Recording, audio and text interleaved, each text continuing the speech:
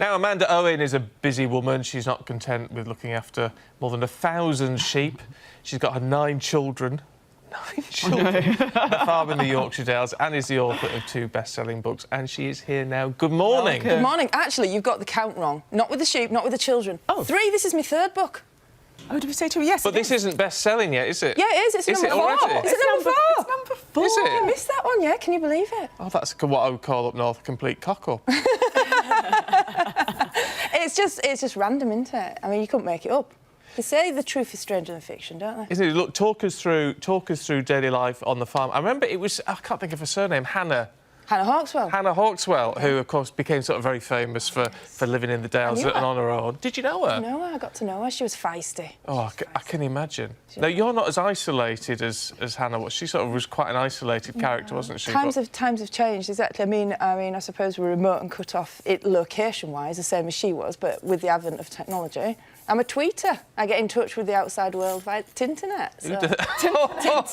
Tinternet. Oh, I love you already. A tweeting shepherdess. Yeah, exactly. So, he very stereotypically asked you, where's your crook this morning? Well, that's like old hat, isn't it? Yeah, I have got my dog whistle. I have got my dog. But you see, if I was to blow a whistle now on the news, and like dogs all over the land would just be like. Well, but that's interesting because that's a one man and his dog style. That's a proper. That is a proper dog whistle. You see, the thing is, I'm very envious. My husband, he can whistle without the use of his fingers, but unfortunately, I have to use my hands to whistle. And when you've been dealing with foot rot, that's not good. No. No. What is the appeal for you in that sort of life? It was James Herriot's fault. It all came back to books. It all came back to books because I loved reading. I read the James Herriots. That's the kind of lifestyle I look for. I wasn't smart enough to be a vet, so got another book. It was called Hill Shepherd. It was all about shepherding in the Dales and in Lake District. And I thought, that's the life for me. That's what I want to do. And somehow, I've ended up here. And you made that conscious change to pursue that life, didn't you? Yeah. You could either call it stubbornness, Yorkshire grit, or pig-headedness, whichever you like. They all work. They all work. I got there in the end. What's interesting is that the fact that the books are so popular, as we saw with Hannah, is that there is this, for most people who obviously aren't living this sort of lifestyle, and there's so many people in the country who live in towns and cities, that this obviously, it holds an appeal. There's something about getting back to nature that actually we all want a bit of. I think we're very passionate about our countryside, and I think as British people, we like to know what's going on, so I just tell them tales about the family, the sheep, everything else. And I've been out on tour talking to people about it as well. I mean, I can't believe it. It is so random, you couldn't make it up. Yeah, you're doing a theatre tour. Yeah, I've been out on theatre tour, so I've looked out over the hill and I've been all over the place, and here I am in London. I think I've got a talk to do in London in about another, 22nd, I think it is. One of the things written about the books is that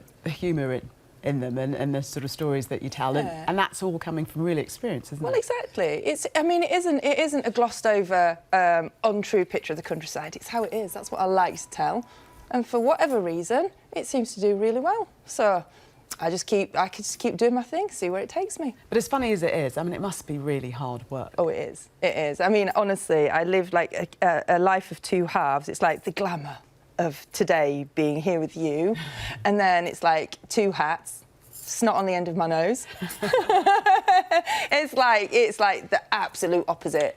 But I think that's what people like. People, it's about stereotyping, isn't it? You don't want to be one thing or the other, and to go and show people that you can do this. There's so many people who say, you won't have time to write, you won't have time to do this. Why not show them? Why not prove that you can? With 9 children as well. Yeah, exactly. Why not prove that you can do all that? So that's what I get on and do. I was just sort of thinking, we always moan because our alarms go off at 3 o'clock in the morning. I would imagine, particularly in lambing season, that's nothing for you. Yeah, well, I was going to say we're up through the night in lambing time, you see. I mean, usually it's early mornings, but it depends. Next big job is sheep shearing. Yeah, Muscles, look at that. I mean, Madonna would be proud of those. She would. Impressive. But unfortunately, see, obviously there's no gym, but unfortunately the downside is I have got, like, lumps out of my leg.